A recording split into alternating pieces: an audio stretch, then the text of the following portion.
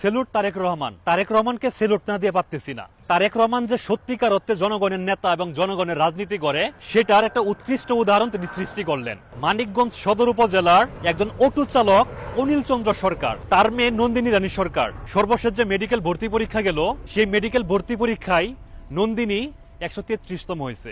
133তম হয়ে ঢাকা মেডিকেলে ভর্তি হওয়ার সুযোগ পাইছে। এই নন্দিনী পিএসসি, এসএসসি এবং এইচএসসি তিনটা পরীক্ষাতেই জিপিএ 5 পাইছিল। সেই নন্দিনী স্বপ্ন দেখতেন বড় হয়ে ডাক্তার হবেন এবং দরিদ্র মানুষের সহযোগিতা করবেন। তার স্বপ্ন যখন আজকে সত্যি হয়েছে, তখন তিনি চোখে মুখে অন্ধকার দেখতেছিলেন যে মেডিকেলে ভর্তি হবেন কিভাবে।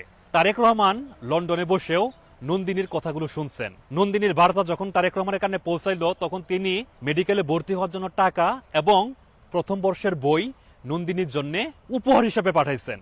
বিএনপির নেতাকর্মীরা যখন একের পর এক উল্টাপাল্টা কথাবার্তা বলে যাচ্ছেন, তখন তারেক রহমান দেশের জনগণকে নিয়ে ভাবতেছেন। একটা কবিতা আছে না, আমাদের দেশে হবে সেই ছেলে কবে, কথাই না বড় হয়ে কাজে বড় হবে। তারেক রহমান কথাই বড় না হয়ে কাজে পরিচয় দেওয়ার চেষ্টা করতেছেন।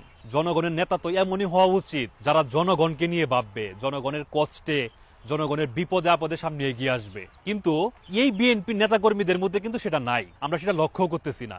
কিন্তু তারেক রহমান কিন্তু চেষ্টা করতেছেন দেশের জনগণকে একাত্ম করতে, তার নেতাকর্মীদের মধ্যে উৎসাহ উদ্দীপনা জাগাইতে। কিন্তু তার ফলশ্রুতিতে তার যে নেতাকর্মীরা আছে তারা কি করতেছেন? তারা কি সত্যি তারেক রহমানের যে পথ দেখানোর চেষ্টা করতেছেন সেই পথে হাঁটা ট্রাই করতেছেন, নাকি খাই খাই রাজনীতি করার চেষ্টা করতেছেন? তারেক রহমানের উচিত এসব নেতাকর্মীদেরকে শক্ত হাতে দমন করা এবং দলের মধ্যে চেইন অফ কমান্ড নিয়ে আসা। ধন্যবাদ সবাইকে।